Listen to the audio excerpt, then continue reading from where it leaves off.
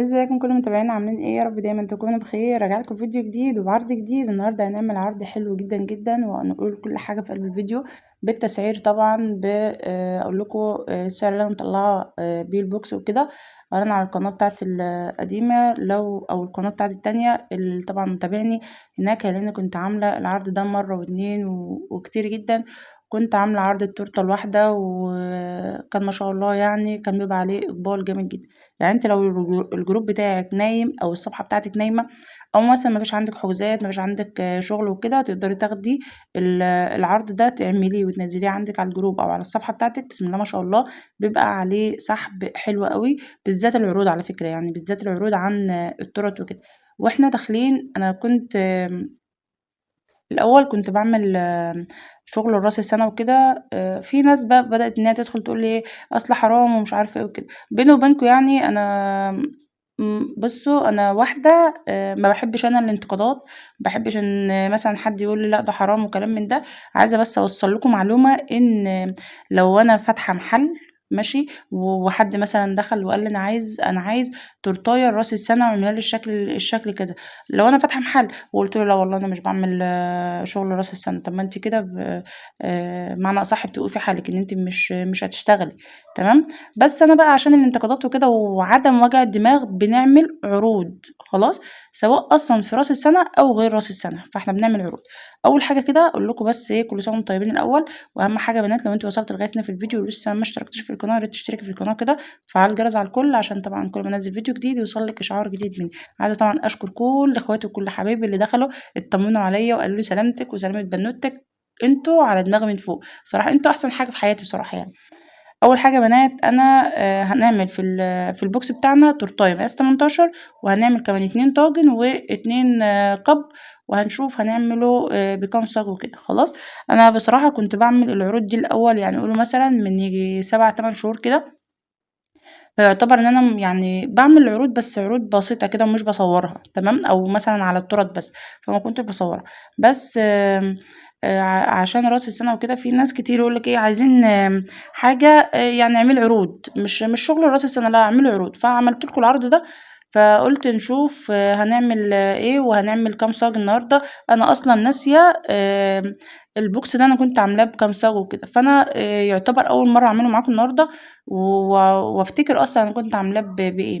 خلاص، اول حاجه انا عملت صاج 40 في 60، وعملت كمان صاج 30 في 50. خلاص. لو عندك صاجين مع بعض 40 في 60، اعملي صاجين 40 في 60 برضو هيطلع معاكي الكميه. انا عملت الصاج ده والصاج ده، طلع معايا نفس الكميه بالظبط.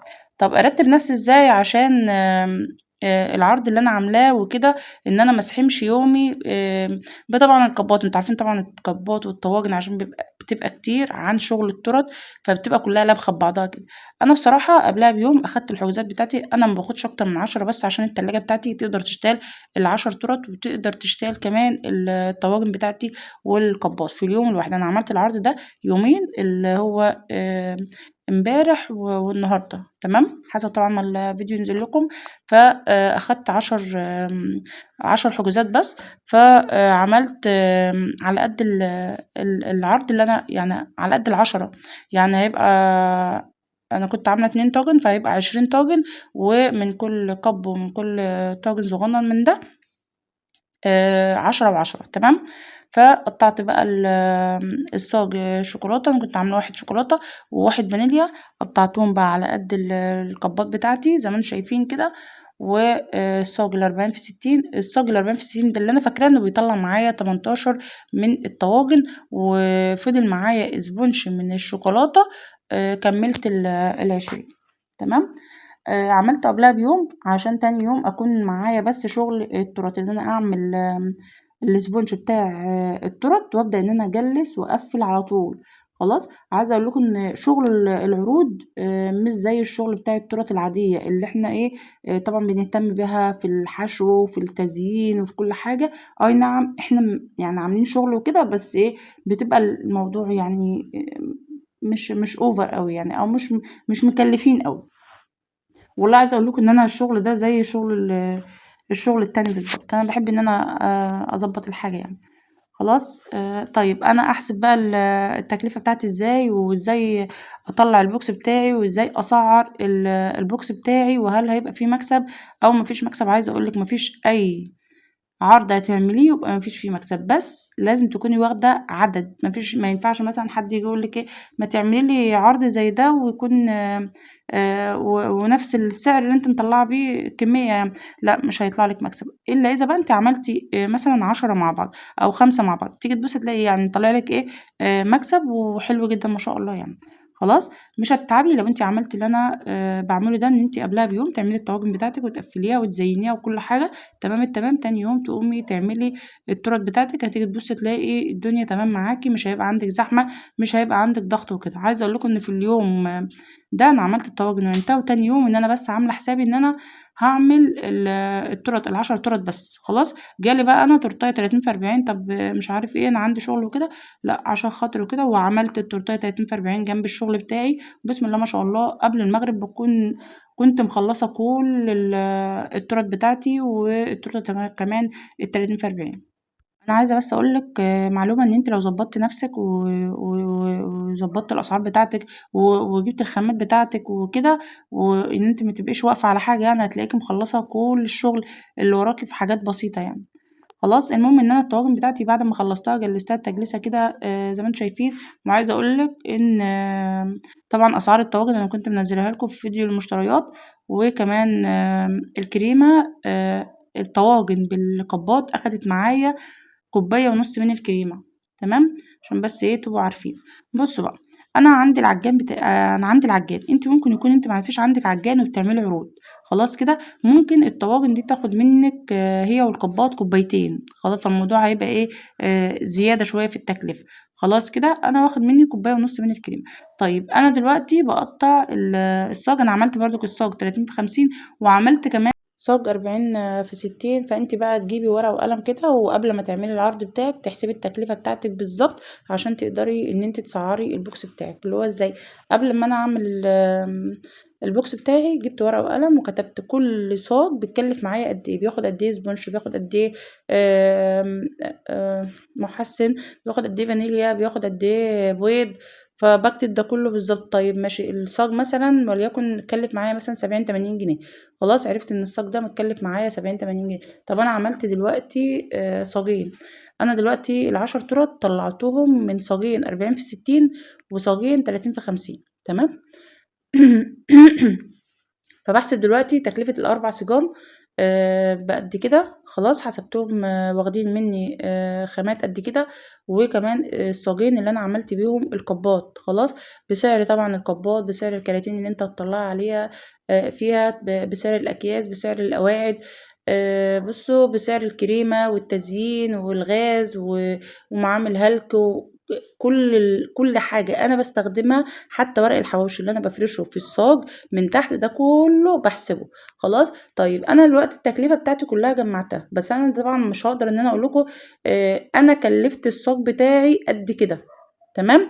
ليه بقى؟ لإن أنا في ناس كتير بتدخل تقول لي لأ ده الإسفنج عندنا بقد كده والكريمة عندنا بقد كده، بأغلى من عندي. خلاص. فأنتِ هتيجي تبُصّي تلاقي الدنيا بدأت بُصّوا الأسعار تختلف. خلاص. أو التكلفة كلها تختلف معايا ومعاكِ في نفس الوقت. خلاص كده. فأنا باقول لِك على الأسعار اللي أنا آمم اللي موجودة عندي. خلاص كده. ف عملت كل التسعيرة بتاعتي كلها، وجيت بقى في الآخر. طيب أنا دلوقتي البوكس كله أنا مطلعاه ب230 جنيه. طب أنتِ ممكن يكون عندِك الخامات أغلى من عندي، والبوكس تطلعيه على 300 جنيه. تمام. ما فيش أي مشكلة. كل واحد حسب المنطقة وحسب الخامات، أسعار الخامات اللي هو بيجيبها. خلاص كده. ليه نزلت لكم في فيديو الخامات؟ عشان أقول لكم إن أنا جايبة الإسبونج بكده والكريمة بكده، بحيث إن أنا لمّا آجي أعمل عرض ما حدش يدخل يقول لي لأ ده إحنا عندنا، ده أنت عاملة العرض ده رخيص جدًا ومش عارفة إيه وكده. عايزة أقول لكم إن أنا أول مرّة أصلًا أعمل عرض معدّي ال200 جنيه. يعني كنت الأول أعمل العرض ب150 جنيه، وبُصّوا ب190 وب180. عايزة أقول لكم إن أنا أول مرّة أعدّي كده ال200 يعني عملته ب230. أنتم عارفين يعني إيه. وما شاء الله بُصّوا اتخطف كده خطف. أخدت الصاجين طلّعوا معايا 5 تُرَط. خلاص. الصاجين مطلعين معايا 3 تورت، الصاجين مطلعين معايا 3 تورت، 3 لأ 5 مطلعين معايا 5 تورت. خلاص ليه بقى؟ لأن أنا أخدت كل تدويرتين سُلام كده، اللي بين التدويرات ده بقيت أعمله طبقة. خلاص طلع معايا 5 تورت، ورجعت تاني ضربت صاجين، واحد فانيليا وواحد شوكولاتة، عملت كمان 5 تورت. يعني أنا دلوقتي ال4 صِجان مطلعين معايا 10 تورت. أنا كلفت التكلفة دي كلها وحسبتها، وانت كمان تجيبي ورقة وقلم، وقبل ما تطلعي البوكس بتاعك تشوفي التكلفة بتاعتك الأول، وبعدين تعملي بقى ايه المكسب اللي انت حباه، سواء 100 سواء 50 سواء 200. يا رب بصوا تكسبوا مليون في البوكس. بس عايزة اقولك ان انتي لو عملتي كمية ربنا بيرضيكي احلى رضا. وعايزة اقولك كمان ان شغل العروض فيه مكسب كتير جدا جدا عن شغل التورت وجاتوه. يعني انت لو عملت كل يوم 5 6 عروض كده، بسم الله ما شاء الله اللهم بارك، يعني ربنا يوسعها علينا وعليكي يعني. عايزه اقول لك على حاجه، ان انا لما بكون مثلا ايه الدنيا معايا مش احسن حاجه، هو اصلا شهر 11 وشهر 12 كانت الدنيا مش كويسه عندي، الناس كلها على فكره، لان الاعياد الميلاد ما كانش فيه اعياد ميلاد كتير وكده. بس انا في الفتره دي انا كنت فعلا تعبانه، وكنت محتاجه ان انا ارتاح، وبنتي كمان كانت تعبانه، فكنت محتاجه ان انا اخد هدنه عارفين يعني اخد هدنه. فرجعت بقى بالعرض ده، بحيث ان انا اشغل القناه بتاعتي تاني، واشغل الجروب بتاعي، واشغل كمان الصفحه بتاعتي بالعرض الحلو ده. وان شاء الله ان شاء الله مستمرين في عمل العروض، ومستمرين كمان في تنزيل فيديوهات. بس اهم حاجه يا بنات تحطوا اللايك بتاعك الحلو، وكومنت جميل منكم، ودعوه حلوه من قلبك كده، عشان نقدر ننزل لكم فيديوهات كتير. وعايزه بجد بجد ان انا اشكر كل اللي سأل عليا، ربنا يا رب يخليكم ليا. وان شاء الله لو انا نسيت حاجه ما قلتهاش طبعا في الفيديو، اكتبوا لي في الكومنتات، وانا ان شاء الله ارد عليكم بأي حاجة أو أي أسعار انتوا محتاجينها. خلاص. واللي كانت طبعا سألتني بتقولي انت بتجيبي الخامات منين؟ أنا بجيب الخامات بتاعتي من محل اسمه فور كيك في شارع السلك جنب سوبر ماركت البشير. والكراتين والقواعد اللي أنا بجيبها من محل اسمه عباد الرحمن جنب بنك اسكندرية. خلاص كده، عشان بس ايه اللي كانت بتسألني. طيب ليه بقى عاملة شغل التورت كله تزيين واحد وشكل واحد وستايل واحد؟ ليه بقى؟ في ناس تيجي تقولك لا انا عايزاها بالشوكولاتة، لا ده انا عايزة الشكل كذا. لما بنزل بقى شكل التورت او مثلا شكل البوكس، لا ده انا عايزة نفس البوكس اللي انت بعد منزلاه. طب انا ما عملتش الشكل او الشكل ده اتباع، لا ده انا كنت محتاجة الشكل ده. فانا بقوم مريحة نفسي خالص، اعمل التقسيمة اللي انتوا شايفينها دي، واعمل بصوا بعمل 4 أرباع كده، وكل ربع طعم شكل نفس التزيين بالظبط، بحيث ان اللي ياخد منك شغل ما يقعدش يقولك لا انا كنت عايز الشكل ده ووجع دماغك يعني. خلاص. فبيبقى البوكس كله، البوكسات كلها بتبقى كلها ايه شكل بعضها. خلاص. فهو ده رياحة ليكي واحسن ليكي يعني. عايزة اقول لك ان التورتاية 3 طبقات مقاس 18، بسم الله ما شاء الله اللهم بارك يعني. بصوا انا عاملاها 4 ان هي تقضي 4 افراد، بس عايزة اقول لك ان هي يعني تكفي 6 افراد يعني، فاهمني. وكمان 4 حاجات كمان في البوكس، يعني البوكس ده يكفي عيلة 10 أفراد، بسم الله ما شاء الله يعني، وب230 بس. عايزة أقولك زي ما قلتلك قبل كده إن البوكس ده لو انت مشيتي على نفس التسعير، وعملتي الخامات بتاعتك، وحسبتي التكلفة بتاعتك الغاز وكل حاجة، و هتيجي تبص هتلاقي طالع لك مكسب كويس جدا. يعني بصوا هتلاقيك على طول شغالة في موضوع العروض ده. خلاص كده. فاحنا بقى مش بنستنى راس السنة عشان بس ايه المجادلات والكلام ده. مش بنستنى راس السنة عشان نعمل عروض. اللي متابعني طبعا على القناة بتاعتي القديمة يلاقوني على طول كنت بعمل عروض على التورت، وكنت بعمل عروض على الجاتو. مش عشان بس راس السنة يعني، على ممكن كل سنة وانتم طيبين.